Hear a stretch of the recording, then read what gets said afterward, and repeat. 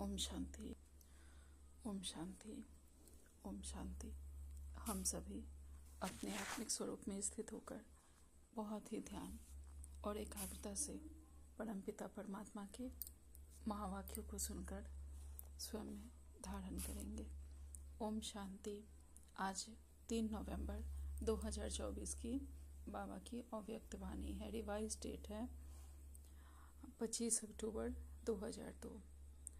मुरली की हेडिंग है ब्राह्मण जीवन का आधार प्योरिटी की रॉयल्टी।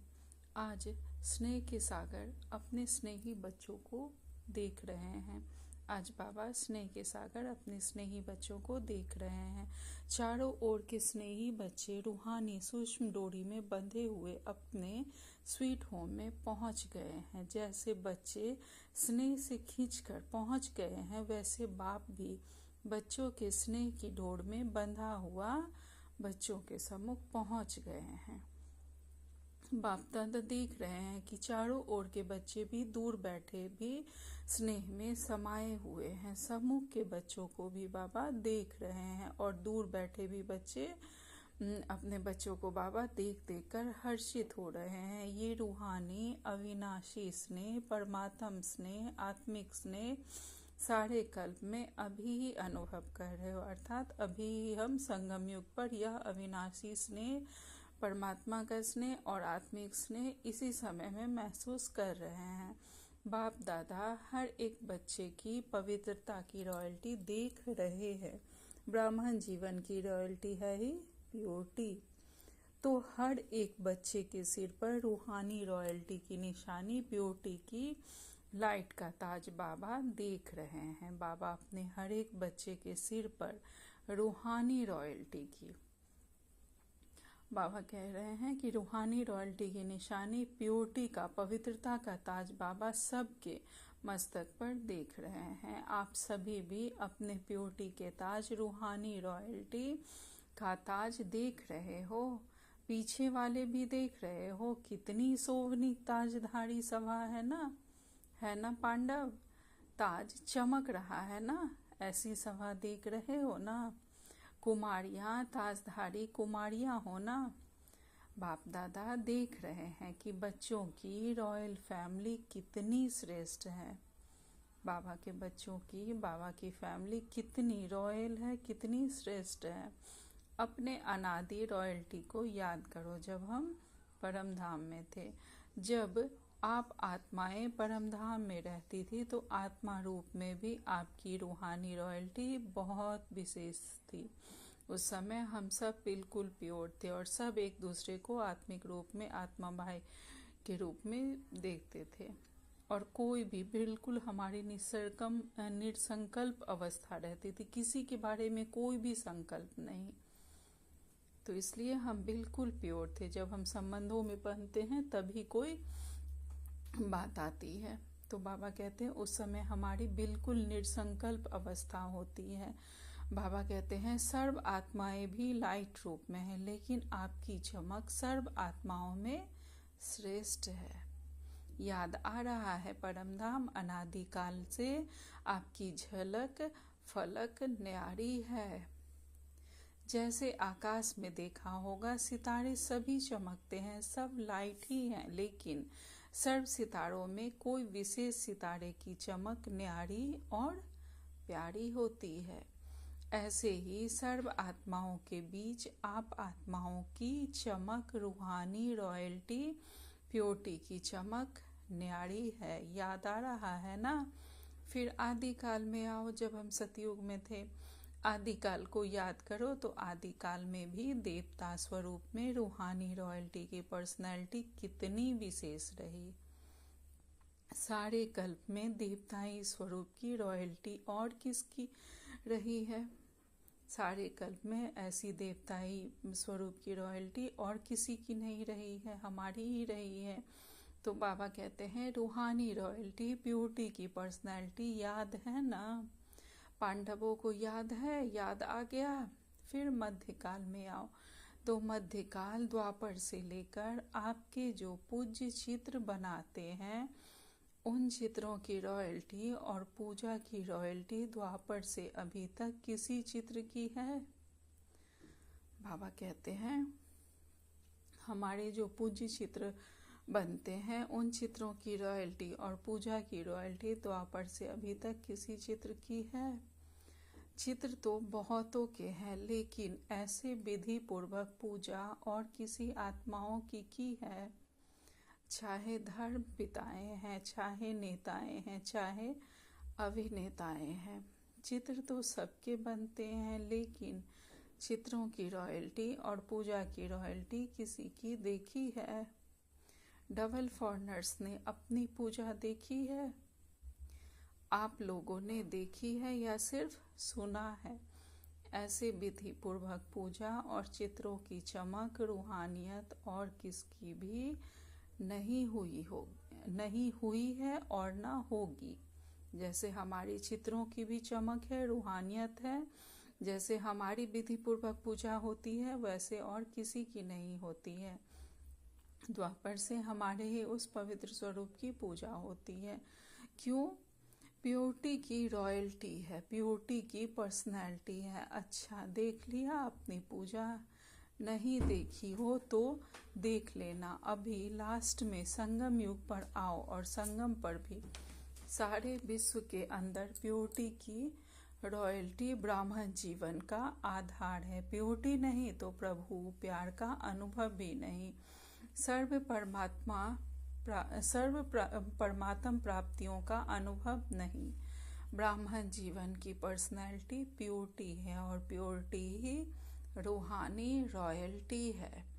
तो आदि अनादि, आदि मध्य और अंत सारे कल्प में यह रूहानी रॉयल्टी चलती रही है। बाबा कहते हैं तो अपने आप को देखो। दर्पण तो आप सबके पास है ना? दर्पण है, देख सकते हो तो देखो हमारे अंदर प्योरिटी की रॉयल्टी कितने % में है। हमारे चेहरे से प्योरिटी की झलक दिखाई देती है। चलन में प्योरिटी फलक दिखाई देती है। फलक अर्थात नशा। नशा जब हम चलते हमारे चेहरे और चलन से, वह नशा दिखता है कि हमें कौन मिला है, कौन हमारे साथ है, किसके हम हो गए, कौन हमारा हो गया। क्या यह नशा हमारे चेहरे से और चलन से दिखता है? चलन में वह फलक अर्थात रूहानी नशा दिखाई देता है। देख लिया अपने को? देखने में कितना समय लगता है? सेकंड ना? तो सभी ने देखा अपने को। बाबा कुमारियों से बात कर रहे हैं। झलक फलक है? अच्छा है, सभी उठो, खड़े हो जाओ। कुमारियां लाल पट्टा लगाकर बैठी हैं जिस पर लिखा है एक व्रता। तो बाबा कहते हैं यह बहुत सुंदर लगता है।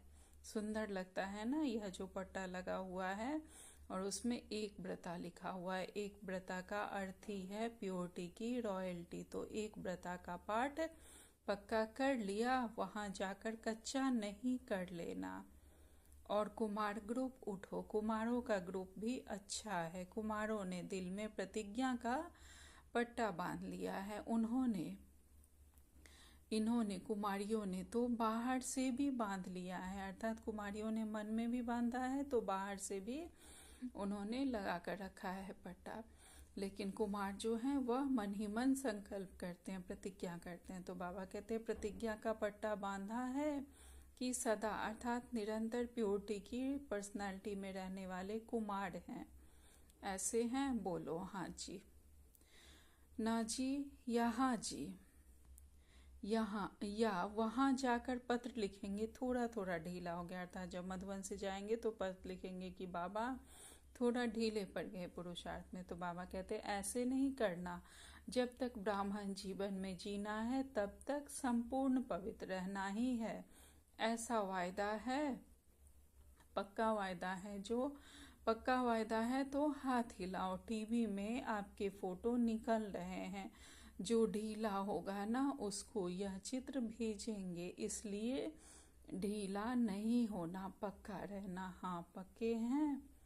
पांडव तो पक्के होते हैं, पक्के पांडव। बहुत अच्छा। प्योरिटी की वृत्ति है, शुभ भावना, शुभ कामना। कोई कैसा भी हो लेकिन पवित्र वृत्ति अर्थात शुभ भावना शुभ कामना और पवित्र दृष्टि अर्थात सदा हर एक को आत्मिक रूप में देखना और फरिश्ता रूप में देखना। बाबा कहते हैं हमारी वृत्ति भी पवित्र हो और हमारे मन में सदा सबके लिए उस वृत्ति में शुभ भावना ही हो, शुभ कामना हो, हमारी दृष्टि बिल्कुल प्योर हो और सदा हर एक को आत्मिक रूप में ही हमको देखने का अभ्यास करना है या फरिश्ता स्वरूप में देखने का अभ्यास करना है। या तो उसके मस्तक पर बिंदु रूप में देखना है सामने वाले को, या मेरा आत्मा भाई है, या फिर लाइट के शरीर में अर्थात फरिश्ता स्वरूप में देखना है।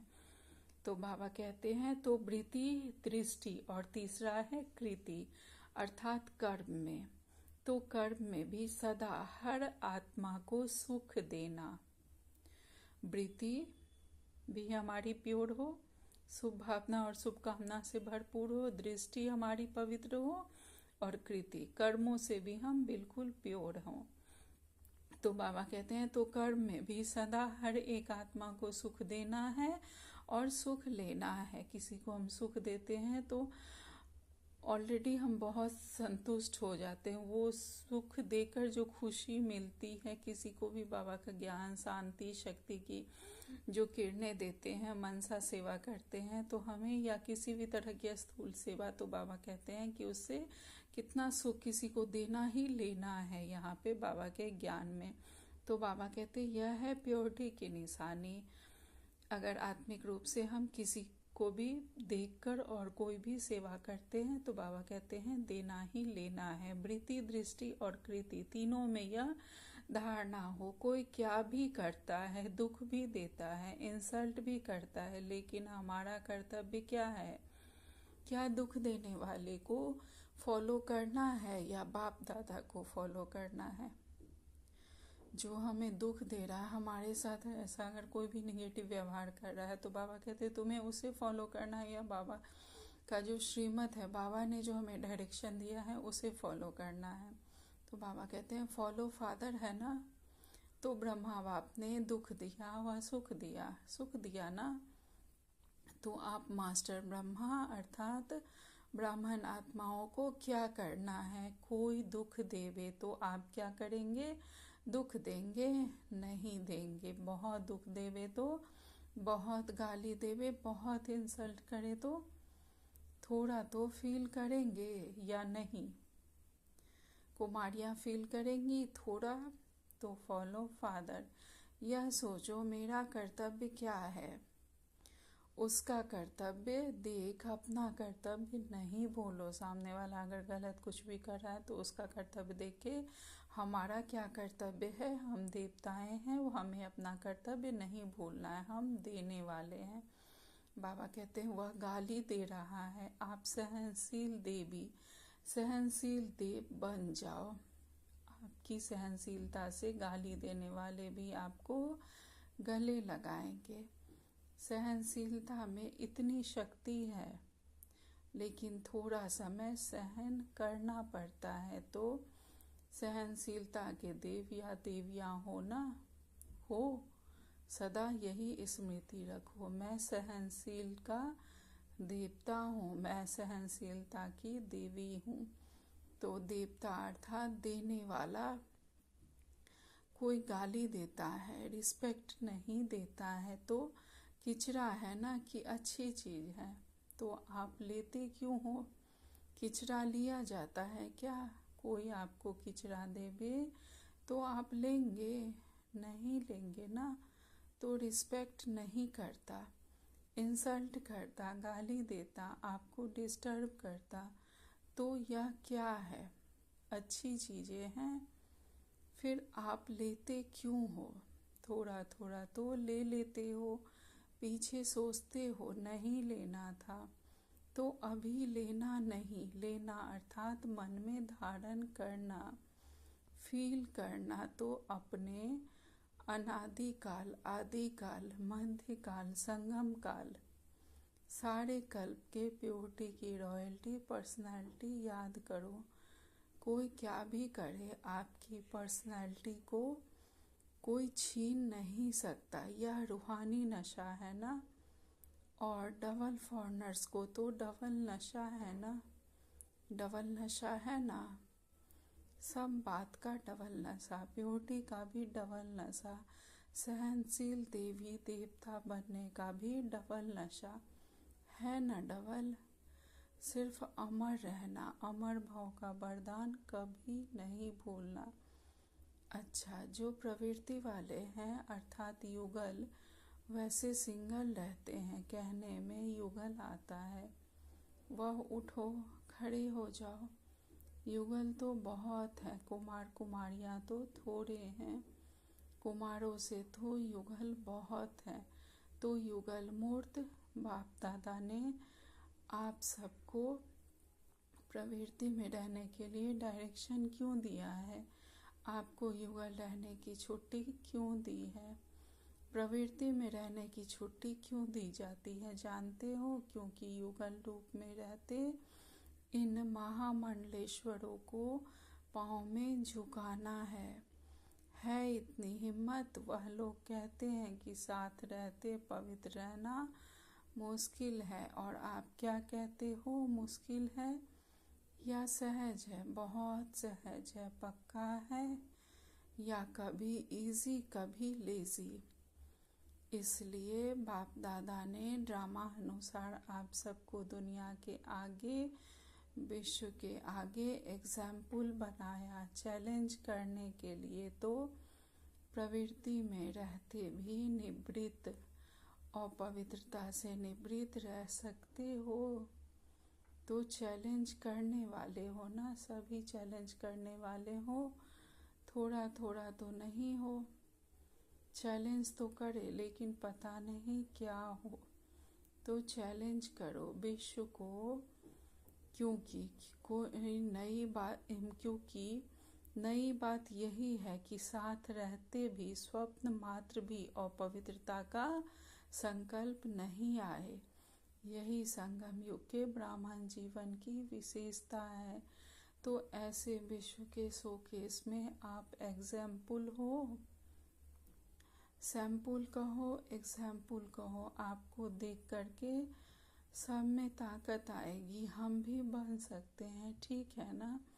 शक्तियाँ ठीक है, पक्के हो ना, कच्चे पक्के तो नहीं, पक्के बाप दादा भी आपको देख करके खुश हैं, मुबारक हो, देखो कितने हैं, बहुत अच्छे।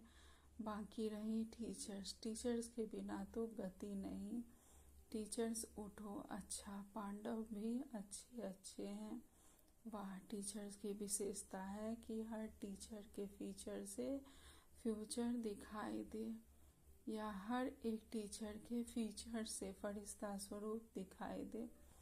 ऐसे टीचर्स हो ना, आप फरिश्तों को देखकर और भी फरिश्ते बन जाएं। देखो कितने टीचर्स हैं, फॉरेन ग्रुप में टीचर्स बहुत हैं।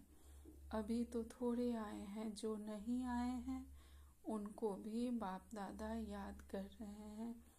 अच्छा है, अभी टीचर्स मिल करके यह प्लान बनाओ कि अपने चलन और चेहरे से बाप को प्रत्यक्ष कैसे करें। दुनिया वाले कहते हैं परमात्मा सर्वव्यापी है, और आप कहते हो नहीं है, लेकिन बाप दादा कहते हैं कि अभी समय प्रमाण हर टीचर में बाप प्रत्यक्ष दिखाई दे, तो सर्वव्यापी दिखाई देगा ना। जिसको देखो उसमें ही बाप दिखाई दे, आत्मा परमात्मा के आगे छिप जाए और परमात्मा ही दिखाई दे। हमारे चेहरे और चलन से बाबा की प्रत्यक्षता हो, ऐसी हमारी चलन हो। यह हो सकता है। अच्छा, इसकी डेट क्या? डेट तो फिक्स होनी चाहिए ना, तो कौन सी डेट? बाबा कहते हैं तो डेट कौन सी है इसकी? कितना समय चाहिए? अब से चालू करेंगे, अच्छी हिम्मत है। कितना समय चाहिए? 2002 तो चल रहा है, अभी 2000 कब तक? तो टीचर्स को यही अटेंशन रखना है कि बस अब बाप के अंदर मैं समाई हुई दिखाई दो, मेरे द्वारा बाप दिखाई दे। प्लान बनाएंगे ना, डबल विदेशी मीटिंग करने में तो होशियार है। अभी यह मीटिंग करना, इस मीटिंग के बिना जाना नहीं कि कैसे हम एक एक से बाप दिखाई दे। अभी ब्रह्मा कुमारियाँ दिखाई देती है, ब्रह्मा कुमारियाँ बहुत अच्छी है, लेकिन इनका बाबा कितना अच्छा है वह देखो, तभी तो विश्व परिवर्तन होगा ना। तो डबल विदेशी इस प्लान को प्रैक्टिकल में शुरू करेंगे ना, करेंगे पक्का।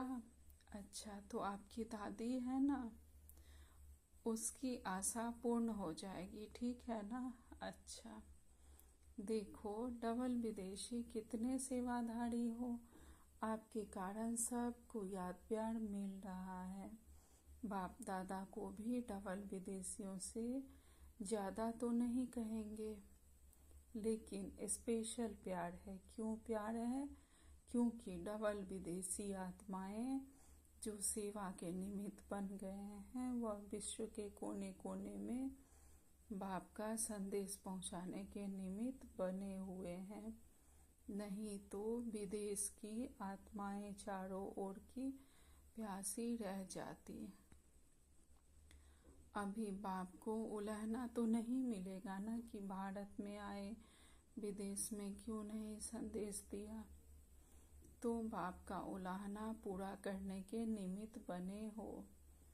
और जनक को तो उमंग बहुत है। कोई जनक दादी के लिए बाबा कह रहे हैं कि बहुत उमंग है उन्हें, कोई देश ना रह जावे। जानकी दादी ने विदेशों में बहुत सेवा फैलाई, तो बाबा कह रहे हैं कि उनमें इतना उत्साह है कि वो चाहती हैं कोई भी देश अछूता ना रहे, जिसको बाबा का मैसेज ना मिले, बाबा आए हैं यह पता ना चले। तो बाबा कहते हैं अच्छा है, बाप का उलाहना तो पूरा करेंगे ना, लेकिन आप दादी जानकी साथियों को थकाती बहुत हो। थकाती है ना, जयंती थकाती नहीं है, लेकिन इस थकावट में भी मौज समाई हुई है। पहले लगता है कि यह बार बार क्या है, लेकिन जब भाषण करके दुआएं ले आते हैं तो चेहरा बदल जाता है। अच्छा है, दोनों दादियों में उमंग उत्साह बढ़ाने की विशेषता है। यह शांत करके बैठ नहीं सकते, सेवा अभी रही हुई है तो है ना। अगर नक्शा लेके देखो, चाहे भारत में चाहे विदेश में, अगर नक्शे में एक एक स्थान पर राइट लगाते जाओ तो दिखाई देंगे कि अभी भी रहे हुए हैं। इसलिए बाप दादा खुश भी होते हैं और कहते भी हैं ज़्यादा नहीं थकाओ, आप सब सेवा में खुश हो ना। अभी यह कुमारियाँ भी तो टीचर बनेंगी ना। जो टीचर हैं वह तो हैं ही, लेकिन जो टीचर नहीं है वह टीचर बन के कोई ना कोई सेंटर संभालेगी ना, हैंड्स बनेंगी ना। डबल विदेशी बच्चों को दोनों काम करने का अभ्यास तो है ही, जॉब भी करते हैं, सेंटर भी संभालते हैं, इसलिए बाप दादा डबल मुबारक भी देते हैं। अच्छा, चारों ओर के स्नेही अति समीप सदा आदिकाल से अब तक रॉयल्टी के अधिकारी, सदा अपने चेहरे और चलन से प्योरिटी की झलक दिखाने वाले, सदा स्वयं को सेवा और याद में तीव्र पुरुषार्थ द्वारा नंबर 1 बनने वाले, सदा बाप के समान सर्वशक्ति सर्वगुण संपन्न स्वरूप में रहने वाले, ऐसे सर्व तरफ के हर एक बच्चों को बाप दादा का याद प्यार और नमस्ते। हम रूहानी बच्चों की रूहानी माता पिता बाप दादा को याद प्यार, गुड मॉर्निंग और नमस्ते नमस्ते नमस्ते। शुक्रिया मेरे मीठे प्यारे बाबा, आपका लाख लाख शुक्रिया। फिर बाबा ने विदेश की मुख्य टीचर बहनों से मुलाकात की। सभी ने सेवा के प्लान अच्छे अच्छे बनाए हैं ना, क्योंकि सेवा समाप्त हो तब आपका राज्य आवे, तो सेवा का साधन भी आवश्यक है, लेकिन मनसा भी हो। वाचा भी हो, साथ साथ हो। सेवा व स्वोन्नति दोनों ही साथ हो, ऐसी सेवा सफलता को समीप लाती है। तो सेवा के निमित्त तो हो ही, और सभी अपने अपने स्थान पर सेवा तो अच्छी कर ही रहे हो। बाकी अभी जो काम दिया है उसका प्लान बनाओ। उसके लिए क्या क्या स्वयं में व सेवा में वृद्धि चाहिए, एडिशन चाहिए, वह प्लान बनाओ। बाकी बाप दादा सेवाधारियों को देख करके खुश तो होते ही हैं। सभी अच्छे सेवा के उन्नति को पा रहे हैं ना। उन्नति है ना, अच्छा है, अच्छा हो रहा है ना, हो रहा है और अच्छा ही होता रहेगा। अभी सिर्फ जो अलग अलग बिखरे हुए हैं उनको संगठन करके उन्हों को पक्का करो। प्रैक्टिकल सबूत सबके आगे दिखाओ। चाहे कोई भी सेवा कर रहे हो, भिन्न भिन्न प्लान बनाते हो, कर भी रहे हो, अच्छे चल भी रहे हैं, अभी उन सभी का ग्रुप एक सामने लाओ। जो सेवा का सबूत सारे ब्राह्मण परिवार के सामने आ जाए। जो सेवा हो रही है वह सभी देखे बाबा के बच्चे, ठीक है ना। बाकी सभी अच्छे हो, अच्छे थे अच्छे हो। अच्छा, ओम शांति। आज बाबा ने हमें वरदान दिया है, 3 स्मृतियों के तिलक द्वारा श्रेष्ठ स्थिति बनाने वाले अचल अडोल भव। बाप दादा ने सभी बच्चों को 3 स्मृतियों का तिलक दिया है। एक स्व की स्मृति, फिर बाप की स्मृति, और श्रेष्ठ कर्म के लिए ड्रामा की स्मृति। जिन्हें यह तीनों स्मृतियां सदा है वह उनकी स्थिति श्रेष्ठ है। जो सदा स्वयं को, बाबा को और हमें श्रेष्ठ कर्म करना है, वह स्मृति अगर याद रहती है तो वही श्रेष्ठ स्थिति है। हमारी आत्मा की स्मृति के साथ बाप की स्मृति और बाप के साथ ड्रामा की स्मृति अति आवश्यक है। क्योंकि कर्म में अगर ड्रामा का ज्ञान है तो नीचे ऊपर नहीं होंगे। जो भी भिन्न भिन्न परिस्थितियाँ आती हैं उसमें हम अचल अडोल रहेंगे। आज का स्लोगन है, दृष्टि को अलौकिक, मन को शीतल और बुद्धि को रहमदिल बनाओ। दृष्टि हमारी अलौकिक हो, मन हमारा सदा शांत शीतल हो और बुद्धि से हमें रहमदिल बनना है। सबके लिए शुभ भावना, शुभकामना। आज 3 तारीख का व्यक्ति सारे हैं। बाबा कहते हैं, सेवा में निमित्त भाव ही सेवा की सफलता का आधार है। निराकारी, निर्विकारी और निरहंकारी, यह तीनों विशेषताएं निमित्त भाव में स्वतः आ ही जाती है। निमित्त भाव नहीं तो अनेक प्रकार का मैं और मेरा पर सेवा को ढीला कर देता है। इसलिए ना मैं ना मेरा, एक तरफ अति निर्माण वर्ल्ड सर्वेंट, दूसरे तरफ ज्ञान की अथॉरिटी। जहाँ निमित्त भाव, निर्माण भाव और बेहद का भाव है वहाँ सफलता है। अच्छा, ओम शांति, ओम शांति, ओम शांति। शुक्रिया बाबा।